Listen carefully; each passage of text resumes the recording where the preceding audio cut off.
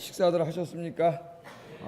지금 딱 이제 잠이 좀 살살 올 시간이에요. 저도 이 시간에 보통 우리 우교육자들이 설교하시기 때문에 뒤에 앉아서 이제 이렇게 설교를 딱 듣는데 설교를 짧게 했으면 좋겠다 이런 생각이 딱 제가 들을 때는요, 짧게 했으면 좋겠다 그래가지고 이 시간에 좀 길게 하면 안 되는데 하여튼 길게 할지 짧게 할지 모르겠습니다. 그래서 이 설교라기보다는 오늘 강의 비슷하게 뭐 이런 식으로 이제 좀 하려고 그래요. 그래서 오늘 이 느헤미야의 리더십을 좀 우리가 배우려고 합니다.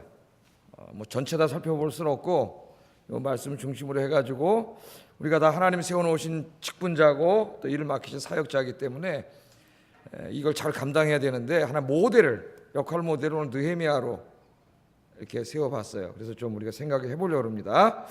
그래서 이 느헤미야의 지도력을 세 가지로 봤습니다. 비전, 그다음에 창조적인 사고, 크리에이티브한 사람이라죠. 상당히.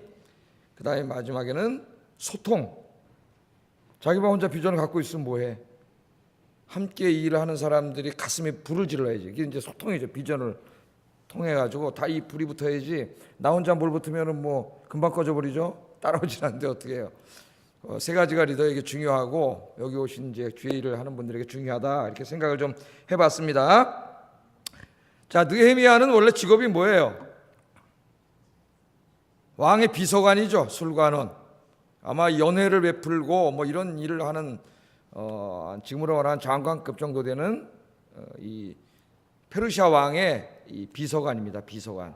페르시아는 뭐 여러분이 잘 알다시피 그 당시에 뭐 이 고대 근동을 다 장악하던 어마어마하게 방대한 국가죠. 한 나라가 아니라 주변을 다 아시아를 거의 다 장악해서 있었으니까 대단히 큰 나라인데 거기에 이제 그 비서관으로 있던 사람, 권력이 막강하고 장관급이니까요. 그 큰 나라에 재산도 많고 돈도 많고 굉장히 편안하게 이렇게 하나님의 복을 받으면서 살던 그런 사람인데 어느 날 하나의 사건이 이 사람의 인생을 바꾸어 놓습니다. 편안하게 아무 걱정 없이 야, 하나님이 나 복 많이 주셨어. 성공하고 출세하고 돈 많이 벌고 편안하게. 여러분 그럼 좋잖아요. 그렇게 살고 싶으세요? 싫으세요? 고생 죽도록 하고 살을래 그러면? 그렇게 살고 싶잖아요. 살고 싶고 그렇게 사세요 좀. 근데 거기서 끝나면 안 된다는 거예요. 그게 우리의 목표가 되면 안 된다는 거예요. 느헤미야도 맨 처음에 그게 목표였어요. 그냥 다 이뤘잖아요. 그냥 살다 죽으면 돼요, 이제 편안하게. 근데 어느 날 고향 땅 예루살렘에서 자기 동생과 친구들이 와가지고 울면서 와서 얘기하는데 형님 큰일 났습니다. 예루살렘 성벽은 다 무너져 내려가지고 주변 이방인들이 하나님을 조롱하고 하나님 영광 다 가리고 지금 다 엉망진창입니다. 엉망진창입니다. 이 소리를 듣는 순간 느헤미야의 인생이 바뀌기 시작합니다. 나 혼자 편안하게 권력을 누리면서 돈 벌면서 편안하게 사는 거 이게 아니구나. 이게 아니구나. 그걸 깨닫게 돼요. 그때 하나님이 그 마음속에 비전을 탁 심어주는데 네가 가서 그 무너진 성벽을 다시 세우고 실추된 하나님의 영광을 드러내고 하나님의 백성들을 구원하라고 하는 그 비전을 탁 줘요. 여러분 여기서 우리가 잘 봐야 됩니다. 비전과 욕망, 이 욕심. 여러분 우리를 가슴 설레게 하는 게 비전만이 아니에요. 욕심도 비슷한 성격을 가지고 있어요. 내가 돈 많이 벌고 집 사고 출세하고 성공하고 우리 가슴을 설레게 합니다. 비전과 아주 유사하게 가슴을 설레게 해요. 그런데 그것은 하나는 사탄의 것이고 하나는 하나님의 것이에요. 동생과 그 고향 사람들이 찾아오기 전까지는 적어도 느헤미야는 하나님 잘 믿어갖고 돈 벌고 성공하고 출세하고 편안하게 사는 그것이 인생의 다였는지 몰라요. 그게 인생의 다라면 우리는 하나님 믿는 사람이라 할 수 없습니다. 근데 어느 날 하나님이 깨닫게 하셔서 그게 네 인생의 다가 아니야. 그건 아무것도 아니야. 그건 네 인생의 비전이 아니야. 그건 네 욕망을 이룬 것뿐이지. 정말 중요한 게 있는데 네가 이제 돌아가서 왜 하나님이 오늘 이 시간에 너를 이 자리에 부르셨는지 앉게 하셨는지 그걸 깨달아야 돼. 그게 뭐라 그랬어요? 소명이라 했죠. 소명. 하나님 나를 왜 이리로 부르셨는가? 하나님이 지금 여러분이 일하고 있는 그곳으로 하나님이 왜 부르셨는가? 그것을 생각하지 않는다면 우리는 불쌍한 사람입니다. 그걸 생각해야 돼요. 하나님이 왜 나에게 이렇게 이 시간 이런 물질도 주시고 건강도 주시고 재능도 주셨는가? 그걸 생각하지 않는다면은 글쎄요, 우리가 지금 정말 하나님 믿는 걸까요? 그걸 생각해야 돼요. 그 소명의식이에요, 소명의식. 그 소명의식을 받게 된 거예요, 거기서. 그래서 자기가 편안하게 살던 것을 다 내려놨습니다. 이게 하나님 믿는 백성의 삶이 이게 다가 아니구나. 더 높은 가치, 잘 들으세요. 이제부터 더 높은 가치, 더 높은 의미를 찾았어요. 그거는 나 혼자 높은 자리에 올라가서 돈 많이 벌고 편안하게 사는 게 아니라 실추된 하나님의 영광을 온 세상에 드러내고 하나님의 백성들을 구원해내는 것, 그들과 함께 하나님을 예배하고 하나님을 영화롭게 하는 것, 그것이 하나님이 나를 여기에 부르신 궁극적인 이유라고 하는 것을 깨닫게 되고, 이제 느헤미야가 돌아오잖아요, 그죠? 느헤미야가 돌아와서 이제 성벽 재건 공사를 하고 막 그런 내용이 있는데, 오늘 이제 본문에 보면은 방해가 엄청나게 많습니다. 하나님이 일하면 마귀가 막 방해해요. 주변의 민족들을 막 들쑤셔가지고 이 성벽 공사를 짓는 것을 막 협박하고 공갈하고 조롱하고 방해하고, 심지어는 오늘 보면은 군사까지 동원해가지고 막 힘으로 위협하고 이런 일들이 막 벌어져요. 그러니까 만일 느헤미야가 여기 예루살렘에 와서 성벽 짓는 것을 자기가 훌륭한 총독이 되고 성벽을 딱 완성해서 자기 어떤 정치적인 이걸 올리고 인기를 올리고 업적을 쌓고 이런 게 목적이었다면 이 사람은 벌써 무너졌어요.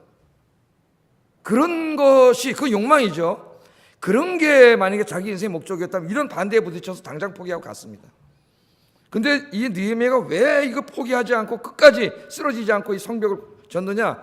그 성벽을 져서 내가 훌륭한 총독이 되고 정치인으로서 인기가 올라가고 뭐 명예가 올라가고 이런 게 아니에요. 뭐였어요? 느헤미야의 궁극적인 목적은 이 실추된 하나님의 영광을 온 열방에 드러내는 것이었어요. 가장 큰 게. 그렇기 때문에 포기할 수 없었습니다. 여러분, 우리 인생이 굉장히 중요해요. 내가 살아가는 목적과 비전이 이렇게 분명히 하나님을 향해 맞춰 있지 않으면 우리 인생이 넘어지고 쓰러집니다.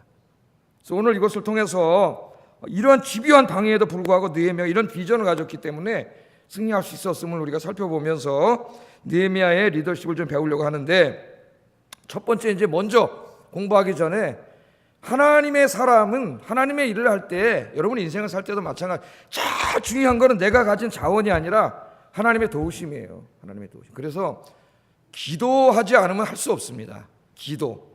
느헤미야도 마찬가지고 성경의 모든 사람이 다 마찬가지. 느헤미야는 기도하는 사람이에요. 느헤미야 1장을 읽으면 그 자기 조국의 비참한 현실에 대해서 들으면서부터 느헤미야가 제일 먼저 시작한 게 뭐냐면 기도예요. 어떤 기도했어요? 금식 기도를 시작합니다.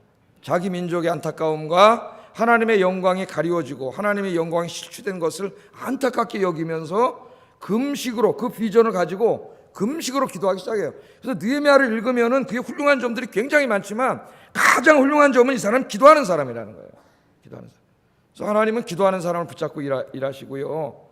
내가 맡은 일에 열매를 맺으려면 그 일을 맡은 사람이 기도하는 사람이라야 돼요. 오늘 여기도 이제 좀 보면은 4장 4절 5절 한번 읽어보겠습니다. 시작.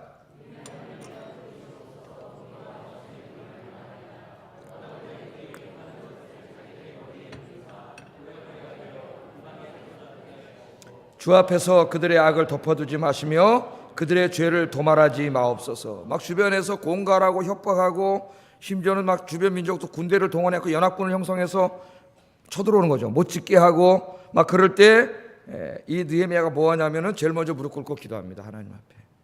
그러니까 제일 먼저 여러분 기도하세요. 기도. 무엇보다도 2018년에는 기도를 많이 하시기 바랍니다. 이 9절에도 보면 우리가 우리 하나님께 기도하며, 그런 일이 닥쳐올 때 절망하지 않고 하나님께 기도했어요. 기도하며.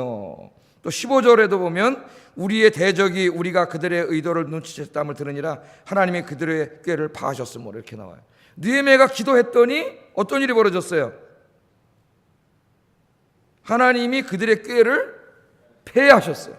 그들이 머리를 쓰고 작전을 짜고 저 성벽 못 짓게 하려고 때려부수려고 별짓을 다 했는데, 할 짓은 다 했는데 느헤미야가 기도했더니 하나님이 역사하셔서 그 계획이 이루지 못하도록 하나님이 없애버렸다는 거예요. 없애버렸어요. 그래서 여러분 이 나라와 민족을 위해서도 기도하고, 여러분 가정을 위해서도 기도하고, 이 교회를 위해서도 기도해야 됩니다. 여러분 맡은 사역을 위해서 정말 많이 기도하세요. 기도 외에 이유가 없어요. 제가 이 기도 준비하면서 사진을 한 장 딱 붙였던 우리 사람이 그 지난번에 보여준 사진인데 그래요. 맞아요. 내가 일부러 또 보여주는 거예요. 이 사진, 난 이 사진을 계속 보여주고 싶어요. 지난번에 보여드렸죠, 제가. 예? 우리 어머니들이 젊었을 때 사진입니다. 집에 보통 한 집에 아기가 저희 집이 4명인데 4명은 작았어요. 숫자가 그렇게 많지 않아요. 제가 그랬잖아요. 웃으면서. 최소한도 6명은 된다고. 그래서 집안끼리 싸우면 항상 숫자적으로 분리했어요. 우리가. 거기다 나 아들은 또 나 하나밖에 없어가지고 저쪽 아들로 몇 놈 있으면 이게 상대가 안 되잖아요. 이게. 네? 이 어머니를 보세요. 등에 지금 누구를 안고 있어요? 아기를 업고 있고 그 밑에 아기가 또 하나 따라와. 옛날 보통 이랬습니다. 업고 안고 와서 밤에 이 예배 때 그냥 온 것뿐만 아니라 밤에도 툭 하면 보따리 싸가지고 가서 저렇게 엄마들이 기도했는데, 근데 아빠들의 모습은 그것도 하나 가져와야 되는데 찾아와 봐야지 다음에. 엄마만 가져왔어요. 이 한국교 엄마들이 진짜 참 기도를 많이 했어요. 그래서 이거밖에 없다. 우리 한국교회가 뭐 이래니 저래니 뭐 다 얘기가 많은데 제가 사도행전을 쭉 강의하면서 절실히 느끼는 거는 계속 틀어놓으세요. 우리 차집사. 저 양반이 나하고 유일한 종씨예요. 차씨. 차윤석. 이거를 되찾아야 된다. 우리가 이거를 잃어버렸다 그런 생각이 들어요. 이거를 잃어버렸다. 이것만 되찾으면 됩니다, 여러분. 예? 엄마 아빠 가족이 나와서 정말 하나님 앞에 무릎 꿇고 기도하는 이것을 찾으면 난 다 된다고 봐요. 이걸 잃어버리는 순간 이제 한국교회는 지금처럼 이제 계속 타락, 쇠퇴, 세상으로부터 욕먹는 교회, 매가리 없는 교회, 영역 없는 교회, 세상에 영향을 못 미치는 교회로 계속 망해가고, 기도하지 않는 사람은 계속 세상적인 사람이 돼가고, 가장 큰 유산이 바로 이거다. 얼마나 훌륭해 보여요. 이 얼굴을 보세요. 이 어머니 얼굴을. 사진도 정말 잘 찍었어요. 예술 사진이에요, 진짜. 하나님 앞에 지금 저 삶이 고달퍼 보이잖아요. 고달퍼 보이는데 저렇게 기도했기 때문에 오늘 이런 자식들이 오늘 이렇게 하나님 앞에 보고를 받고, 우리나라가 이 교회도 부흥했을 뿐만 아니라 경제도 이렇게 성장해가지고 세계 10위권 안에 들어가고, 진짜 여러분이 길거리를 보거나 저희 아파트 단지를 봐도 진짜 이 주차장에 거의 정말 상당수가 외제차, 비싼 차들 다 가지고 있고, 강남에 가서 진짜 얼마 전에 식사를 어떤 분이 식사를 사줘가지고 일식집에서 식사를 압구정동에 식사를 했는데 진짜 우리 촌 목사님하고 둘이 보다 깜짝 놀랐어요. 그 주차장에 국산차가 단 한 대도 없었다는 거. 단 한 대가 없어요. 야, 빈부차가 이렇게 나나? 그런 생각 들었어요. 진짜 그 주차장에 국산차 하나도 없는데 우리 교회 본고를 타고 들어갔는데 우리 촌 목사님이 그런 생각이 들었다 그래요. 이거 어떻게 내가 잘못 들어왔나? 어떻게 창피해가지고 이 차를 어디다 껴놓나? 정말 비교할 수 없을 정도로 뭐 꼭 돈만 타고 잘 된 건 아니지만 그게 다 이렇게 된 게 엄마들이 다 이렇게 했기 때문에, 이 엄마를 이 양반이 지금 한 제 나이쯤 되지 않았을까요? 모르겠어요. 정확하게 언제 찍은 사진인지 몰라도 이래서 오늘날 이렇게 됐다는 걸 절대로 잊지 마세요. 절대로 다시 회복하세요. 다시 회복한 자만이 하나님 앞에 다시 일어날 수 있습니다. 그래서 첫째는 기도하자. 아무리 재능이 많고 훌륭한 리더십을 갖춰도 기도하지 않으면 아무것도 아니에요. 교회는 아무것도 안 돼요. 기도하지 않으면 문제가 나고 잡음이 생기고 일도 열매도 없고 아무것도 안 돼요.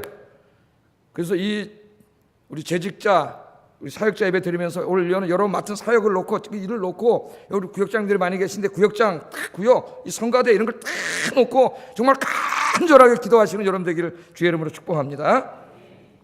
자, 이렇게 기도는 우리가 해야 되고 그 다음에 이제 한번 리더십을 보는데 이 느헤미야는 기도만 하는 사람이 아니라 기도하면서 최선을 다하는 사람.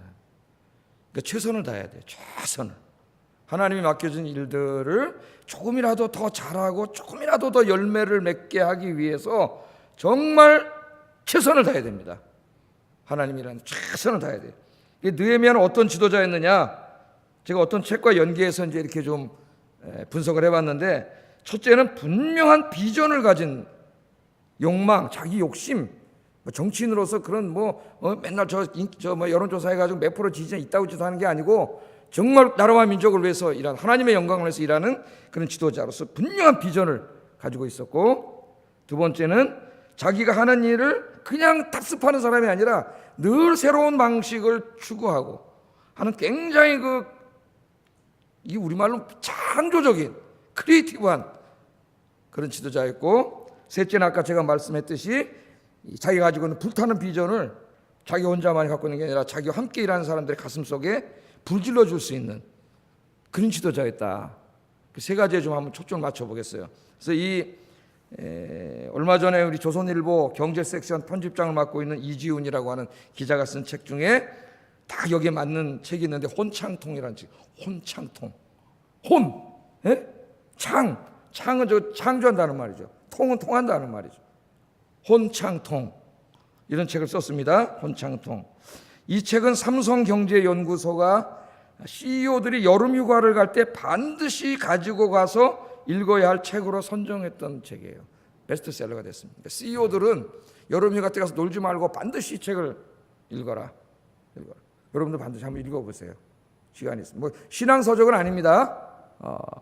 그러나 우리 인생에 성공하려면 어떻게 되느냐, 무슨 값싼 성공을 약속하는 그런 책도 아니에요. 상당히 생각해 볼 만한 주제인데 오늘 느헤미야에게 이게 다 나타나요. 자, 이지훈 기자는 많은 기업과 조직의 CEO들을 인터뷰합니다. 큰 성공한 CEO들을 다 인터뷰를 해요. 인터뷰를 하면서 그들이 자기의 분야에서 성공하여 위대한 일을 이루었는데 그런 사람들에게 나타나는 공통적인 특징을 3개 발견했어요. 공통적인 특징. 그게 바로 혼창통이야. 혼창통이 있다는 거예요. 이 사람들은. 혼은 뭐냐? 가슴을 설레게 하는 비전이 있는 이 사람들은. 예? 가슴을 설레게 하는 큰 비전을 가지고 있어요. 두 번째는 그 비전을 이루기 위한 창조적인 그런 능력을 가지고 있어요. 창의력이 뛰어내요. 세 번째는 자기와 함께 있는 그 회사 직원들에게 이걸 똑같이 불태울 수 있는 이 소통의 능력이 이끌어가는 그 리더십이 있었다는 거예요. 이 세 가지 느헤미야에게 다 나타난다 그랬죠. 이 세 가지가 있었다는 것을 이 사람이 깨닫게 됩니다. 그래서 모든 성공한 사람은 그들의 평생 동안 가슴을 뛰게 했던 비전이 있었고 그 비전을 이루기 위해 게으르거나 안주하지 않고 계속 창조적인 새로운 시도를 했으며 자기의 비전을 함께 일하는 모든 사람의 가슴에도 불태웠다. 이게 결론이에요. 성공한 CEO들의 결론입니다. 자, 느헤미야가 주변 민족들의 이 엄청난 방해와 협박 속에서도 굴하지 않고 성벽 공사를 성공적으로 이뤄낸 것을 자세히 분석해 보면 이 세 가지가 동일하게 나타납니다. 이 지도자에게도. 한번 좀 살펴보겠습니다. 첫째는 느헤미야는 가슴을 뛰게 하는 분명한 인생의 비전, 하나님이 주는 비전을 가지고 있었다. 그게 뭐예요? 실추된 하나님 성벽을 기움으로 내가 훌륭한 정치 지도자가 되고 인기 있는 지도자가 되고 역사에 남는 지도자가 되고 명예를 얻고 그런 게 아니고, 그리고 욕망이에요. 욕망. 우리는 이 정치 지도자들이 그런 데 빠져 있기 때문에 지금 나라가 이 모양이 되는 거예요. 그것보다 더 높은 가치를 추구해야 되는데, 예? 일반 우리나라 정치 지도자들이 나라와 민족을 위한, 그러면 성공하는 지도자가 되는데 거기까지 가는 지도자를 못 봤어요 최근에. 예? 이 느헤미야는 가슴을 뛰게 하는, 그것보다도 어찌 보면 나라와 민족보다 더 높은 비전, 그게 뭐냐면 하나님의 실추된 영광을 회복하는 거예요. 그게 가슴에 평생 불탔습니다. 그렇게 함으로 민족을 구원하고 온 민족과 함께 하나님을 예배하는 민족으로 만들고자 하는 이 엄청난 이 불타는 비전을 줬어요. 여러분, 비전은 누가 주는 거예요? 하나님이 주시는 거예요. 비전은 위로부터 오는 거예요. 욕심은 이 안에서부터 오는 거예요. 나의 타락한 이 육신의 본성에서부터 오는 게 욕심이고, 비전은 하나님이 주시는, 저 위에서부터 오는 거예요. 이게 전혀 다릅니다.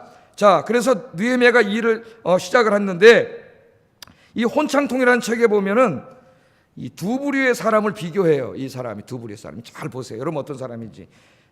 하나는 이 미국의 월스트리트가, 금융가죠. 금융가. 월가의 금융권으로 들어간 수재들 이야기를 합니다. 수재들. 그러니까 미국에 공부 잘 똑똑한 애들이 다 어디로 가냐면은 이 월가로 가려고 그래요. 월가로. 여러분 그런 영화도 많이 나오죠. 여기 가서 막 새로운 금융 상품권을 만들어내고 투자하고 막 이래갖고 돈을 막 벌어서 막 큰 집을 짓고 막 이런 영화들 많이 나오잖아요. 드라마도 나오고 막. 예? 이런 큰 꿈을 가지고 월가에 들어가서 이 머리 좋은 이 수재들이 일을 하는 거예요. 그러니까 인생의 목표가 뭐예요? 탐욕이야, 탐욕.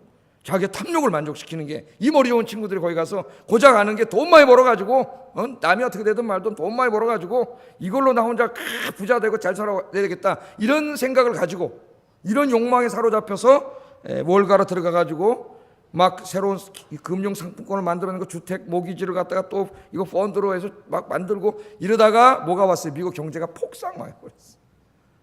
그래가지고 미국의 이 월가가 폭망해버렸습니다. 잘못된 목표를 세워놓고 일하다가 결국은 금융위기를 자초하게 되었고 파멸의 길을 걸었다는 거예요. 이들의 그 욕심과 탐욕이 미국 경제를 무너뜨린 거예요. 제가 오래전에 한번 설교하면서 얘기했잖아요. 여러분 저 주택담보로 해가지고 은행 빚 내가 그 집 사고 그러면 그 주택담보 우리는 그냥 그거 갚으면 되지만, 은행에서는 그걸 가지고 한 사람 한 사람 거를 100개로 묶고 또 100개를 또 100개짜리 1000개를 묶고 1000개짜리 또 10개로 묶고 막 이래가지고 이걸 서로 팔고 사고 이거 주식이 할 수 있거든요, 법으로. 이래가지고 막 섞여가지고 이놈께 도대체 어디로 가서 됐는지도 몰라가지고 노벨 경제학상 받은 사람도, 노벨 경제학상 받은 사람도 이게 어떻게 될지를 모른대. 근데 여러분 무슨 은행에 가가지고 그 펀드 매니저 얘기 듣고 그걸 사요? 노벨 경제학상 받은 사람도 어떻게 될지 모른다는데, 이제 이게 하도 복잡하게 얽혀가지고, 그래가지고 다 망했다는 거예요. 그런데 또 한 사람에 대해서 얘기를 합니다. 이 기자가 노먼 블로그라고 하는 사람을 말해요. 노먼 블로그. 이 노먼 블로그는 이 수재들이 다 글로 가서 돈에 미칠 때 분명한 다른 종류의 삶의 비전을 가지고 있었어요. 이 사람은. 그의 비전은 수확량이 많이 나는 밀품종, 밀들이 있는데 수확량이 많이 나는, 우리나라 옛날에 통일벼처럼 가난하잖아요, 우리나라. 이 밀품종을 개발해 갖고 기아와 가난에서 고통당하는 수백만 명을 구원하자, 이 좋은 머리로 이것을 비전으로 가졌어요. 돈 많이 벌어서 나 혼자 부자 되자가 아니라 생산량이 많은 밀품종을 개발해가지고 기아와 이 가난에 시달리는 수많은 사람들을 구원해야 되겠다, 이런 꿈을 가지고 연구를 했습니다. 그래서 결국은 성공했고 기아와 가난에 허덕이는 수백만의 사람들에게 풍부한 식량을 공급해 줄 수 있게 됐어요. 이 사람이 녹색혁명을 일으킨 겁니다. 녹색혁명을. 그의 연구는 금전적 보상과 뭐 돈 많이 벌고 그런 것과는 거리가 먼 의미와 가치를 추구하는 인생이었다. 더 높은 의미와 가치를 추구하는 인생이었다는 거예요. 노먼 블로그는 나중에 노벨 평화상을 받게 됩니다. 이 사람, 이 일로 노벨 평화상을 받게 되는데, 노벨 평화상 소식을 접했을 때 멕시코의 들판에서 농업 생산성을 높이려는 평생의 과제에 매진하고 있었어요. 그런 관심도 갖지 않고 노벨 평화상, 조금이라도 더 농업 생산량을 올려서 가난한 멕시코 사람들, 농민들 먹여 살리려고, 밖으로 있는 수백만 사람들 먹여 살리려고 연구하고 있었다는 거예요. 더 높은 가치와 비전을 가지고 있었다는 거예요. 미국의 월가의 수재들이 타락한 육신의 욕망에 이끌리는 삶을 살았다면 노먼 블로그는 진정한 비전에 불타는 삶을 산 사람이었다고 그렇게 말할 수가 있겠습니다. 여러분은 어떤 삶을 살기 원하세요? 여러분은 지금 어떤 마음을 품고 사십니까? 이런 마음속에. 우리나라의 1990년대에 이 벤처 기업들이 굉장히 많이 등장했습니다. 여러분 아시죠? 국가에서 막 키워줘가지고 막 벤처 기업들이 막 등장해서 정말 벤처 기업 하는 사람들이 얼마 지나지 않아서 다 부자 되는 줄 알았어요. 저도 교회 보니까 막 젊은 친구들이 막 국가 지원을 받아가지고 막 벤처 기업을 막 일으켜가지고 막 하다가 어떻게 됐어요? 거의 다 망해버렸어요. 거의 다 망해버렸어요. 처참하게 다 망해버렸습니다. 이 이지훈 기자는 이들이 왜 망했는가? 그 실패의 원인을 비전의 부재에서 찾았습니다. 비전의 부재. 그들이 창업한 이유는 오직 한 가지, 돈 많이 벌자, 이거밖에 없었다는 거예요. 얘네들이, 젊은 애들이 내가 정말 이걸 어떻게 벤처기업을 만들어서 어떻게 국가와 인류를 위해서 뭔가 공헌하고 이런 일을 하자는 게 아니라 이거에서 돈 많이 벌자, 이거밖에 모른 거예요. 그게 인생의 목적이에요. 그렇기 때문에 돈벌이가 유일한 목표였기 때문에 그 기업은 망할 수밖에 없다는 겁니다. 아무도 감동시킬 수 없기 때문에. 그 기업이 누구를 감동시킬 수 있겠어요? 돈벌이가 목적인데 그 가치는 직원들을 감동시키겠어요? 아니면 여기서 만든 제품이 그 물건을 살 소비자들을 감동시키겠어요? 아무런 감동시키지 못하는 거예요. 그래서 망했다는 거예요. 난 굉장한 통찰력이라고 생각해요.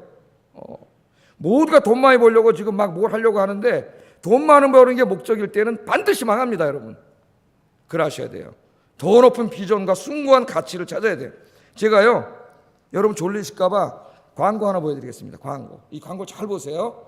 보세요. 우리 아빠는 지구를 지켜요. 미세먼지를 엄청 줄이고 나쁜 연기도 없애서 공기를 맑게 해준대요. 소나무를 많이 심어서 지구를 시원하게 해주고요. 북극곰을 살려준대요. 아빠가 뭐 하시는데? 힘들심 만들어요. 미세먼지 없는 대한민국을 위해 콘덴싱이 울었다. 국가대표 보일러. 자, 여러분이 광고를 보셨습니까? 무슨 광고예요? 보일러 광고예요. 아버지는 뭐 하는 사람이에요? 보일러 회사 직원이에요. 보일러 만든 사람. 근데 이 아들이 뭐라 그래요? 선생님한테, 우리 아버지는요, 이 지구를 더럽히는 미세먼지를 다 없애고요, 지구의 공기를 깨끗하게 하고요, 저기다 소나무를 큰 걸 심고요, 북극곰 다 죽어가는데 북극곰을 살려내고요, 지구를 살리는 이런 일을 하고 있어요. 그러니까 선생님 깜짝 놀랐고, 니네 아버지 뭐 하시는데? 아버지 뭐 하시는데? 그랬더니 뭐야? 이게 무슨 보일러 이게? 제가 경동 네, 적어왔는데 콘덴싱 보일러 만드는 사람. 나는 이 사장님이 진짜 이런 혼을 가지고 이 회사를 운영한다면 성공한다고 봐요. 단지 물건 팔아먹기 위해서 광고한 게 아니고, 광고업자에, 난 저희 집 사람이 광고하던 사람이라서 아이디어를 빌려가지고 그냥 광고한 게 아니라, 이게 진짜 이 사장님의 혼이라면, 비전이라면 난 이 회사는 성공한다고 봅니다. 단지 내가 보일러 만들어서 어떻게 하면 돈 많이 벌어먹어야지, 이런 사람은 망해요. 잠깐은 될 수 있을지라도. 그러나 지금 이 보일러를 어떤 보일러를 만드냐 이거예요. 대기를 오염시키지 않고 미세먼지를 다 없애고, 이 기후온난화 현상이 나서 북극곰이 죽어가고 있는데 북극곰도 살리고 공기를 맑게 하고, 이런 보일러를 만들어서 내가 단지 돈 버는 게 목적이 아니라 이 겨울을 따뜻하게 할 뿐만 아니라 이 지구를 살리는 보일러를 만들어야 되겠다. 이게 진짜 이 사장님의 진짜 혼이라면, 혼창통의 혼이라면 난 이 사람은 성공한다고 봅니다. 반드시. 여러분 세상에서 일할 때도 이런 정신을 갖고 일하라는 거예요. 더 높은 가치. 어떻게 주고 좀 팔아먹어서 돈 많이 벌을까?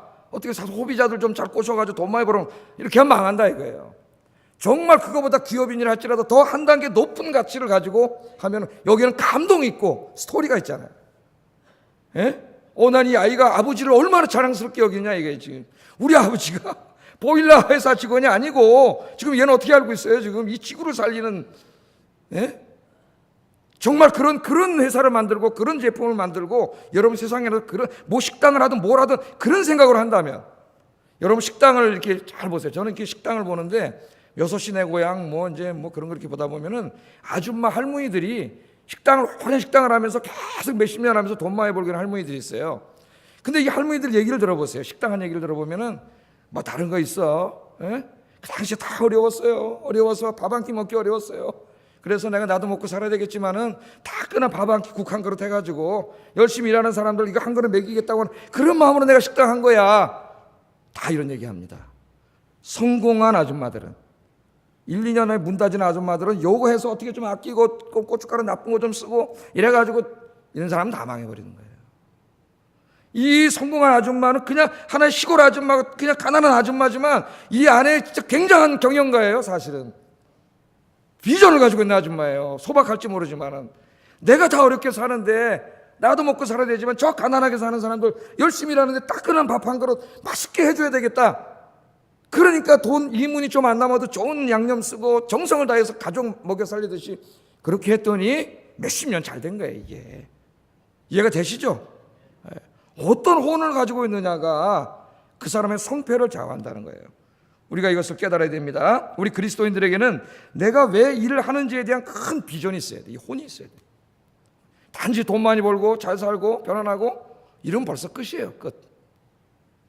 여러분 지금 왜 그 일을 하고 있습니까? 단지 돈 벌고 큰 집 사고 부자 되는 것이 목표라면 여러분의 인생은 욕망에 이끌리는 인생에 불과해요.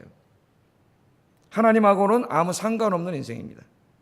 그러나 내가 지금 하고 있는 이 일의 목적이 많은 영혼을 구원하고 하나님의 나라를 세우고 하나님의 영광을 드러내기 위한 그런 것이라면은 나는 지금 비전에 이끌리는 삶을 살고 있는 거예요. 여러분이 돈을 벌더라도 뭘 하더라도 3명의 벽돌공이요 떼학교 밑에서 땀을 흘리면서 벽돌을 쌓고 있었어요. 벽돌을. 그냥 같은 자리에서 똑같이 그냥 건물을 짓고 있는 거죠. 벽돌을 쌓고 있습니다. 그런데 한 사람 지나가다 보니까 세 명의 표정이 확연하게 달라. 세 명의 표정이. 예? 한 벽돌공은 굉장히 막 인상을 쓰면서 막 그렇게 힘들어가지고 억지로 막 죽지 못해 하나 얹혀놓고 막 이러는 거예요. 행인이 물었습니다. 지금 무슨 일을 하고 있습니까? 물어봤더니 벽돌공이 대답합니다. 보면 모르시오? 벽돌 쌓고 있지 않소. 벽돌 빨리 가시오. 힘들어 죽겠는데. 이 사람은 그냥 평생 벽돌 쌓는 사람이에요. 이번에 보니까 그냥 무덤덤한 표정으로 그냥 열정도 없고 그냥 화도 안 내지만 무덤덤하게 하나씩 이렇게 올려놓은 사람이 있어요. 그래서 물었습니다. 당신은 지금 뭐합니까? 물어봤더니 몰라서 묻시오.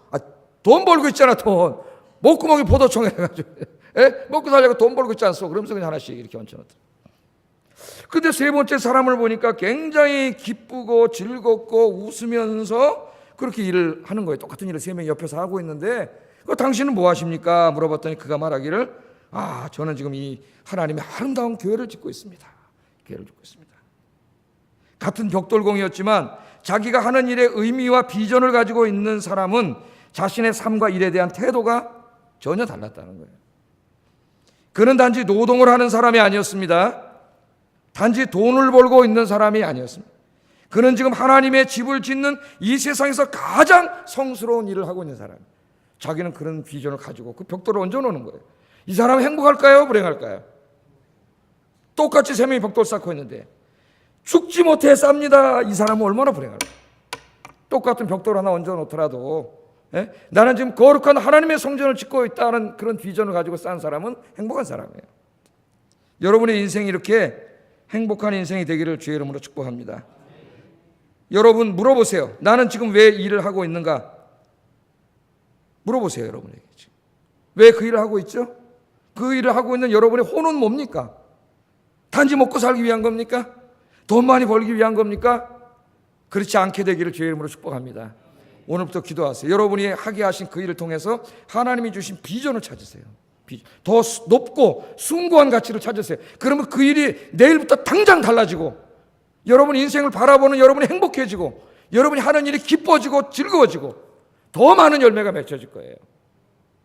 그것이 굉장히 중요합니다. 지금 우리가 교회에서 많은 일을 맡았어요. 왜 일을 여러분 맡은 겁니까? 이걸 통해서 좀 내가 이렇게 돋보이고 싶어서 하는 겁니까? 아니면 목사님이 시켜서 억지로 하는 겁니까? 그런 게 아니라 하나님의 교회를 부흥시키고 하나님의 영광을 세상에 드러내고 죽어가는 수많은 영혼을 구원하는 그런 교회를 만들기 위해 하나님께서 나에게 이 일을 맡기셨다고 하는 그게 비전이에요. 비전. 그런 비전을 갖고 여러분이 일하면 무슨 일을 맡았든지 간에 그 일이 내일부터 새로운 의미를 갖기 시작합니다. 그 일이 너무 기쁘고 즐거워져요. 그 일을 하려고 하면 가슴이 설레져요. 이게 바로 혼이에요. 혼. 느헤미야가 그런 사람이었다는 거예요. 하나님의 실추된 영광을 온 열방에 드러내는 비전을 가졌기 때문에 저쪽 애들이 연합군을 갖고 와서 공격을 하고 뭐 별짓 다 해도 흔들리잖아요. 기쁨으로 그 일을 감당했습니다. 52일 만에 완성했어요. 우리 여러분들이 이런 비전을 갖고 신앙에서도 성공하고 인생에서도 성공하는 여러분 되기를 주의 이름으로 축복합니다. 두 번째, 느헤미야는 비전만 가진 사람이 아니라 그 비전을 이루기 위해서 가야 할 길을 끊임없이 새롭게 창조해간 사람이었다. 끊임없이 새롭게 창조. 이게 중요해요. 끊임없이. 게으른 사람은 하는 일을 계속 답습합니다. 그 일이 안 되고 있는데도 열매가 없는데도 계속 답습밖에 안 해요.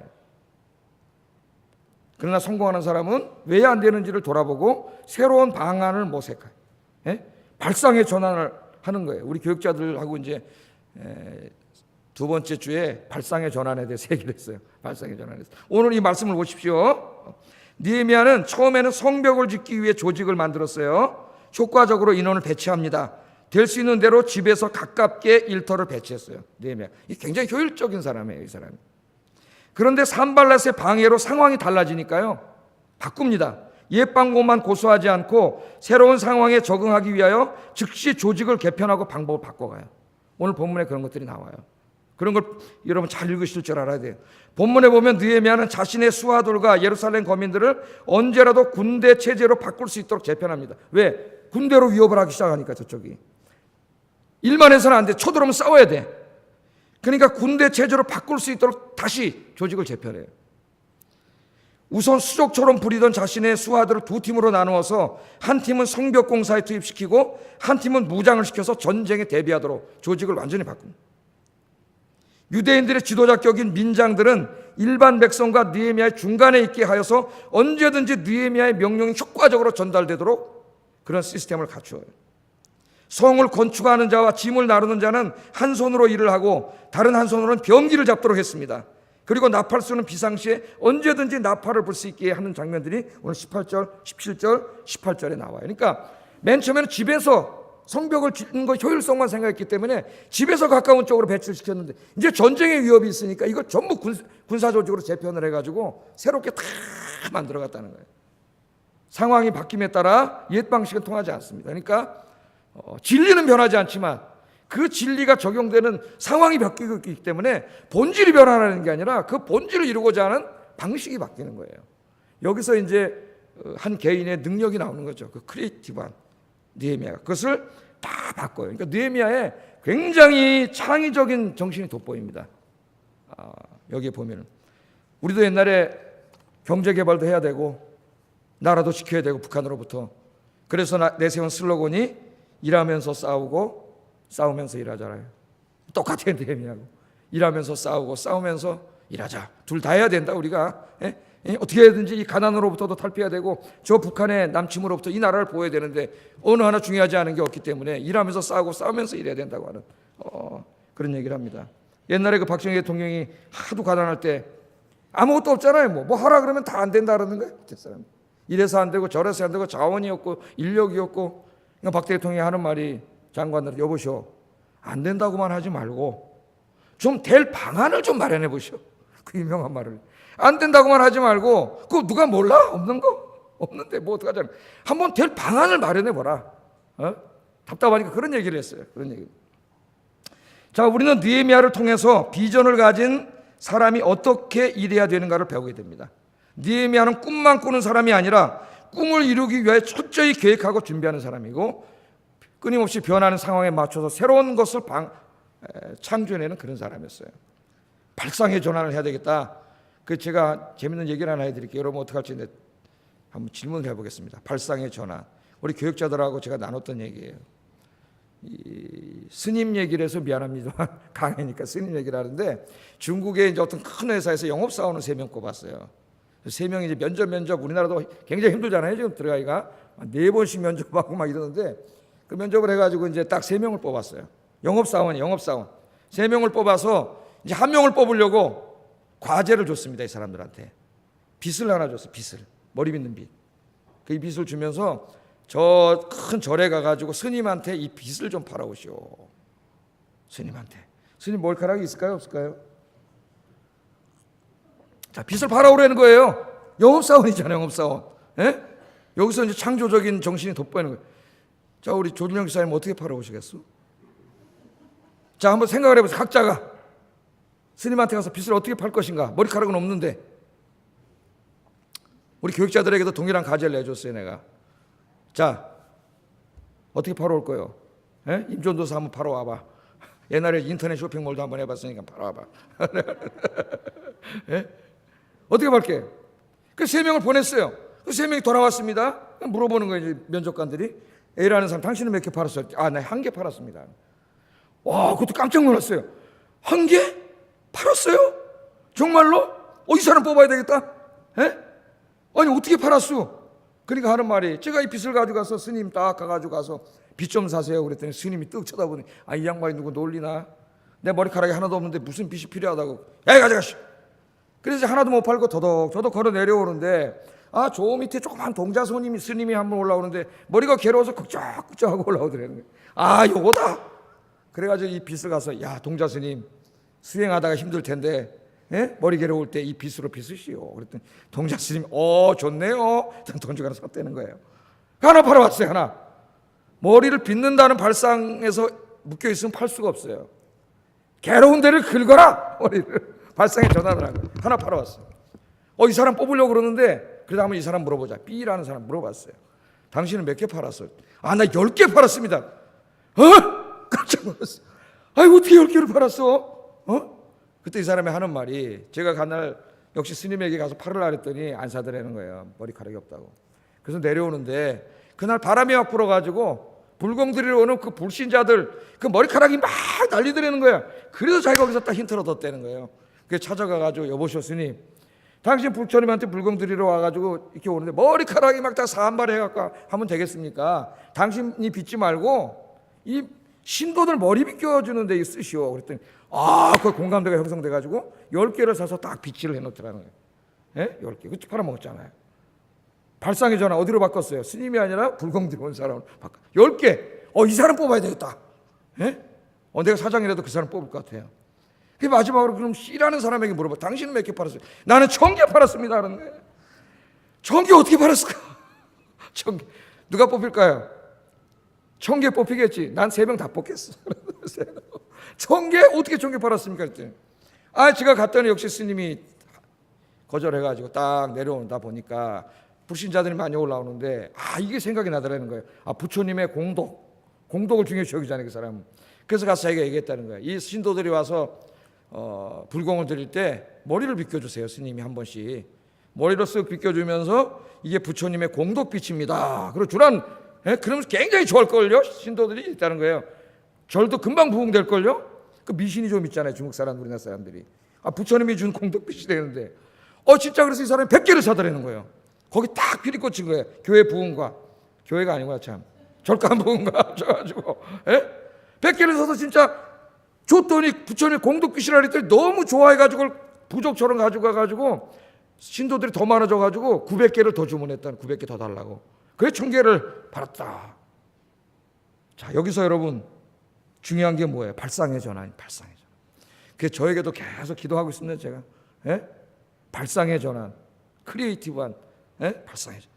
우리 여기 다 철거해가지고 아무것도 없고 전도하려면 누가 살아야 되고 거기 가서 문 두들겨서 전도해야 된다고만 생각하는 그런 생각만 가지고 있으면 전도할 수가 없어요, 우리가 내년에. 왜? 사람이 없으니까. 근데 우리 전도에 대해서 발상의 전환을 해야 됩니다.